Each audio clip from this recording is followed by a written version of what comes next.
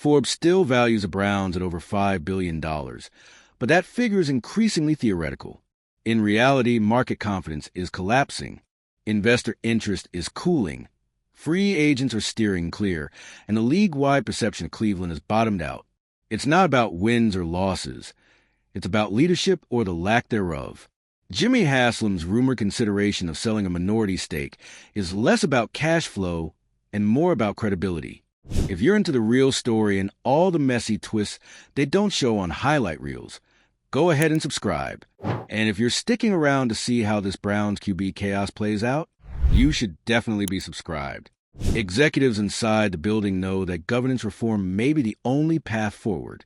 When a team becomes a cautionary tale, the damage isn't just cultural, it's financial. Meanwhile, Shedeur Sanders remains the most visible casualty of the Browns' dysfunction. His development arc depends on infrastructure Cleveland simply doesn't have: offensive continuity, coaching clarity, and a plan tailored to his strengths. Instead, he's navigating chaos, drafted into a vacuum where every decision feels misaligned. It's not a matter of patience. It's a matter of fit. And if history repeats itself, Sanders won't wait long to find one elsewhere. The Cleveland Browns aren't just fumbling a coaching search. They're staging a masterclass in how to undermine your entire franchise from the top down. And no, this isn't your usual offseason drama. This is a breakdown so deep, so self-inflicted. It's threatening everything from their locker room stability to their billion-dollar valuation.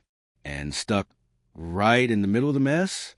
Shedeur Sanders, a rookie quarterback with raw talent and no real shot at development in the current disaster zone. Let's start with the obvious. It's been 3 full weeks since the Browns fired Kevin Stefanski. 3 weeks. And somehow, they haven't managed to hold a single in-person interview. Not one. They've conducted everything over Zoom. That's not just unusual in the NFL. It's unheard of. In a league built on face-to-face connection, presence, and trust, the Browns are running their coaching search like a remote job posting. And what does that tell you? Simple. Nobody wants to be there. It's not that the candidates are bad. It's that the environment is.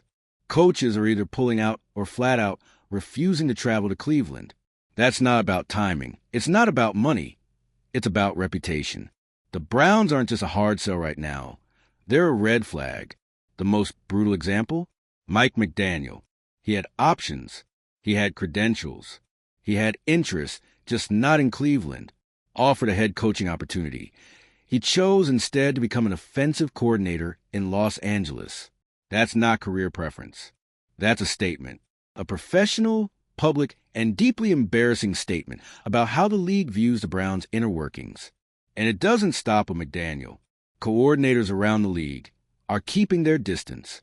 Multiple high-profile names remove themselves from consideration. Others decline the invitation before even stepping foot in Berea. The pattern is loud and undeniable. Nobody wants to attach their name to an operation this disjointed. The root of it? A hiring process that's completely out of touch with football reality. Under Paul DePodesta, the Browns have doubled down on a data-obsessed, bureaucratic system that feels more suited to Silicon Valley than an NFL front office.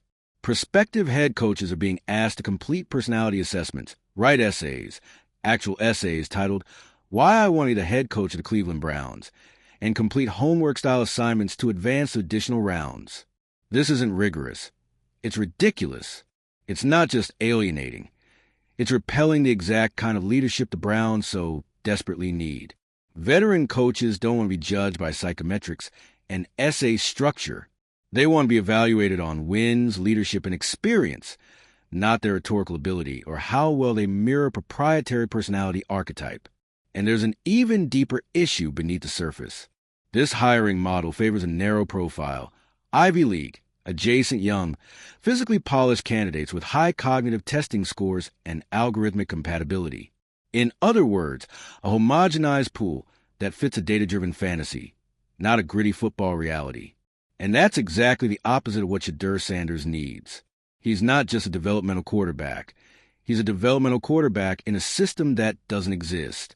He has the talent, a strong arm, mobility, raw athleticism, and leadership upside. But he also has the burden of being dropped into a franchise with no coaching staff, no offensive infrastructure, and no clear path forward. His development isn't stalling because of who he is. It's stalling because the Browns are too caught up in their own philosophical experiment to notice what's happening on the field. There's no stable offensive coordinator to tailor a scheme around his skill set. There's no head coach to instill confidence or offer guidance. And without those pillars, Shedeur is just sitting in limbo, waiting for a structure that may never materialize. This isn't theoretical damage. This is real. Quarterbacks drafted into chaos don't just plateau, they regress. Especially young, mobile QBs who need system continuity and tailor play designed to thrive. And what is Cleveland giving him right now? Zoom meetings, homework packets, and a growing list of coaches who'd rather take the motions than deal with the dysfunction. And while the front office continues patting itself on the back for innovation, the clock is ticking because the NFL isn't waiting. Other teams are hiring, installing playbooks, meeting with QBs, crafting schemes. Cleveland, meanwhile, is sitting at zero hires, zero interviews, zero direction, all while the franchise value continues to quietly erode behind the scenes. Right now, the Browns are valued at over $5 billion, according to Forbes, but that number doesn't exist in a vacuum. It depends on narrative, perception, belief. And right now, the narrative around Cleveland is toxic. There's no leadership, no urgency, no functioning football culture. Every viral story, every declined interview, every bizarre hiring requirement chips away at what makes the team investable. Sponsors feel it. Free agents feel it. Investors absolutely feel it. That's why the whispers about Jimmy Haslam exploring minority stake sales are no longer speculation. They're strategy, a way to bring in outside credibility, because internal credibility is vanishing. This isn't a cap issue. It's a culture issue. And for a young quarterback like Shedeur, that distinction matters more than anything. He's not walking into an offense with clear identity. He's not being mentored by a proven QB developer. He's not being built around. He's being stranded. His path now mirrors the cautionary tale of Baker Mayfield, another Browns quarterback whose early years were marked by instability, internal chaos, and constant coaching turnover. And while Baker had his flaws, what he never had was organizational support. He left, found flashes of success elsewhere, and became yet another reminder of what Cleveland couldn't do: foster growth. Shedeur is on that same trajectory, only worse. He was drafted with lower capital, fewer expectations, and even less structure. The pressure's lower, but so are the resources. If the Browns lose him, they don't just lose a player, they lose a future asset, a developmental win, and a symbol of what their system was supposed to be capable of. And that's the twist. The Browns invested in analytics to reduce risk, to improve outcomes, to bring precision into a lead built on unpredictability. But instead of creating clarity, they've created confusion. Instead of efficiency, paralysis. Instead of a competitive edge, a cultural cliff. By prioritizing quantifiable inputs, scores, essays, checklists, they've filtered out the very things that win games: leadership charisma, adaptive instincts, coaching empathy, human connection. And when the results are this disastrous, you can't call a misstep. It's a design flaw, one that's playing out in real time, on and off the field. The NFL is ruthless. Teams that innovate too slowly fall behind.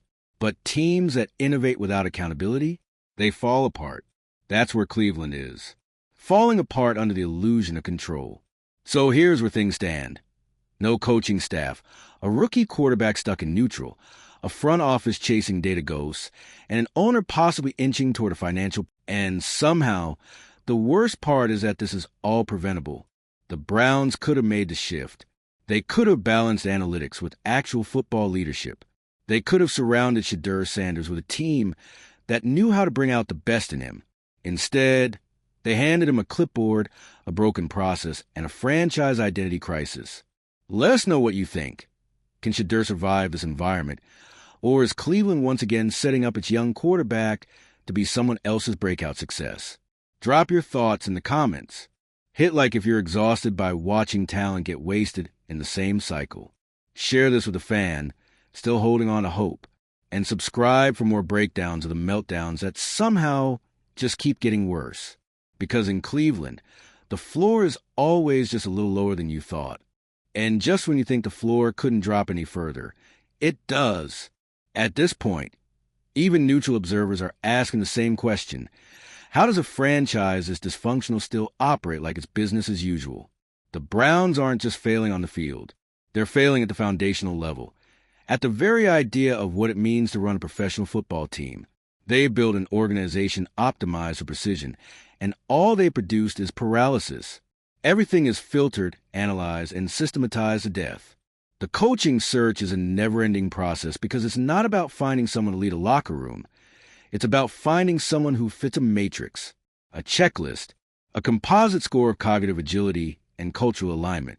And while they're busy trying to craft a perfect hire on paper, the human reality of football is rotting underneath. This obsession with process is no longer innovation. It's avoidance.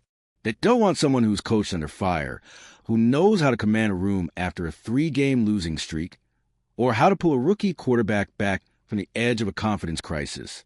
They want someone who can pass the psychological battery and write a thoughtful essay about leadership style.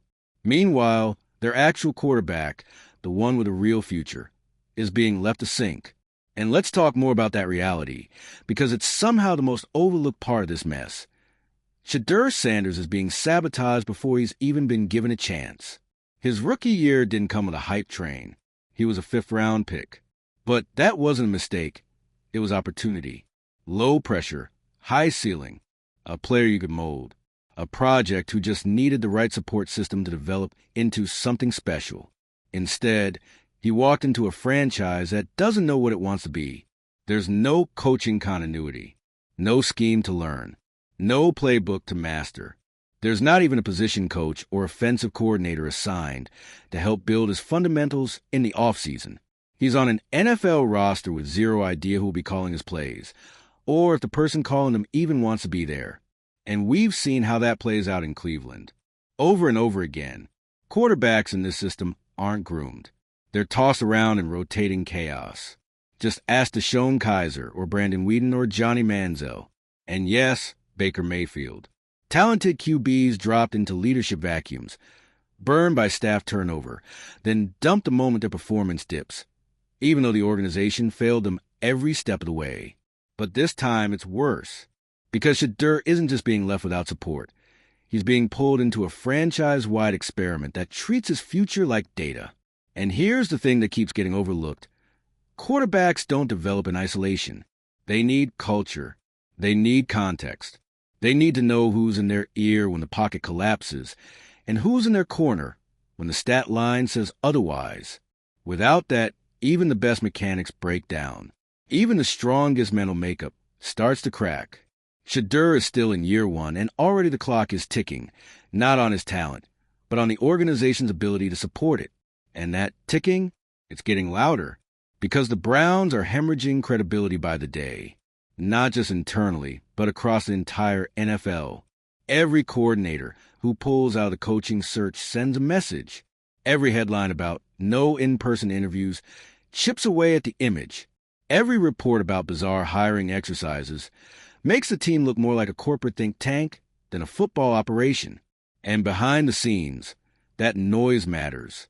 Agents are watching. Players are watching. Investors are watching. And right now, the conclusion is clear. The Browns aren't a serious destination. They're not where you go to grow. They're where you go to stall.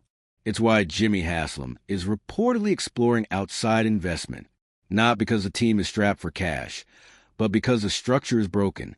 You don't bring in new money unless you've realized the current model isn't working. You don't float minority stake sales unless you're preparing for bigger changes or bracing for the consequences of the ones you didn't make. And let's be clear, this is already costing them, not just in PR damage or short-term embarrassment, but in real, tangible value. Franchise valuation in today's NFL is based on more than just revenue. It's about momentum, public narrative, investor confidence, cultural strength. Right now, the Browns are losing on all fronts. Their coaching search is a national punchline. Their decision-making is viewed as rigid and alienating, and their future, built around young talent like Shedeur Sanders, is being compromised by a leadership team that seems more committed to being right than being effective. Even the league itself has taken notice. When your coaching search violates the Rooney Rule because you fail to even conduct an in-person interview 3 weeks after a firing, that's not just bad optics. It's potential grounds for intervention. That's how deeply the Browns have mismanaged this moment. It's not one bad call. It's a systemic rejection of best practices. And yet, the most painful part of all this, there's still time to fix it. But they won't. Because to fix this, the Browns would need to admit that their model, the carefully constructed, numbers-first, personality profile blueprint, is flawed. That what they thought would give them an edge has only pushed them further behind. And admitting that would mean starting over, again. So instead, they'll stall. They'll keep looking for the right fit. They'll keep prioritizing essay structure over football instinct. And Shedeur will keep sitting in limbo, wondering if the people above him even remember that he exists. And when, not if, he eventually leaves and finds success in a more competent organization, it'll be called a breakout. But it won't be. It'll just be another reminder of how Cleveland keeps failing to recognize what's right in front of them. This isn't about talent. This is about infrastructure. It's about how a quarterback with potential gets buried under layers of indecision, filtered out of success by a system that never made room for actual development. It's about how an owner lets a $5 billion brand decay under the weight of philosophy, and how a fan base, one of the most loyal in sports, keeps getting dragged through the same cycle over and over again. Right now, the Cleveland Browns don't need another model. They need leadership. They need presence. They need people in the building who understand football, not just from a statistical standpoint, but from a human one. Because until they find that, this won't stop. They'll keep losing coaches. They'll keep losing players. They'll keep setting fire to their own future and wondering why the rebuild never sticks. So where does that leave Shedeur Sanders? Right where no quarterback wants to be, waiting on an organization that can't even decide who's going to coach him. Every day they delay, every candidate who turns him down, every strategy meeting that ends in another checklist.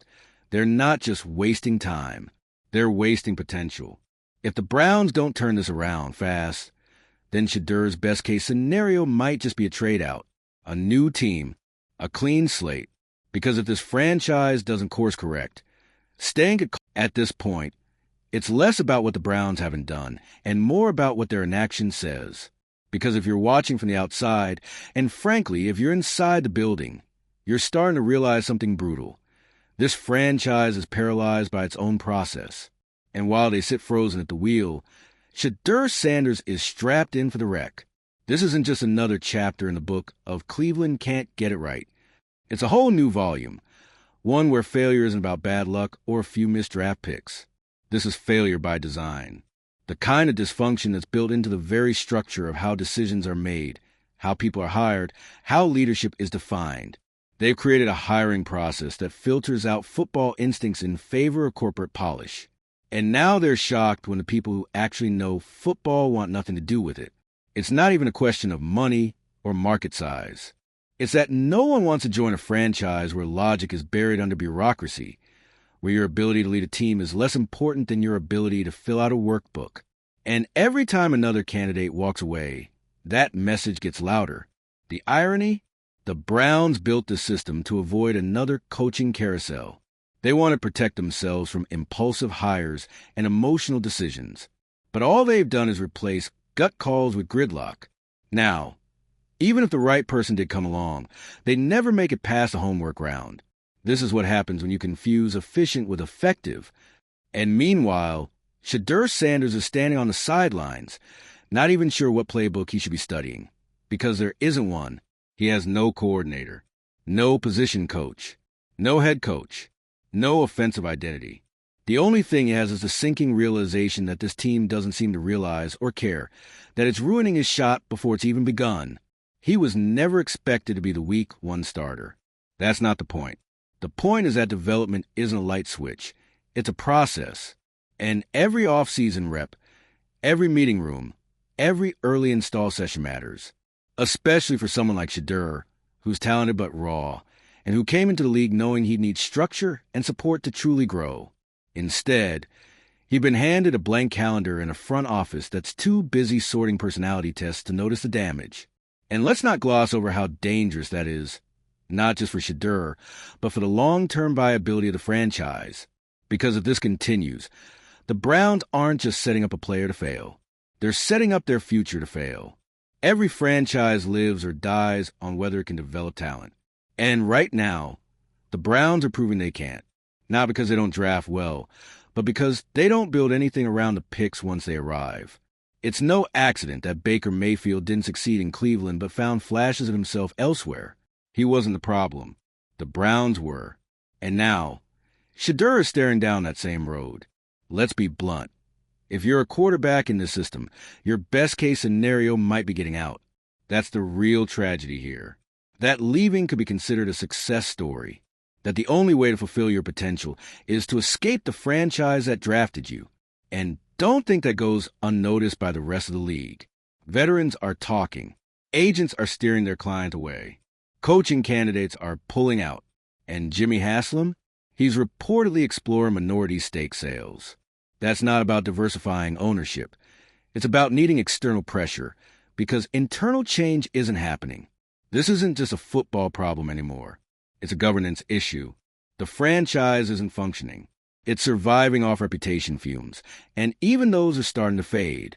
Because while other teams build, adapt, evolve, Cleveland keeps folding in on itself.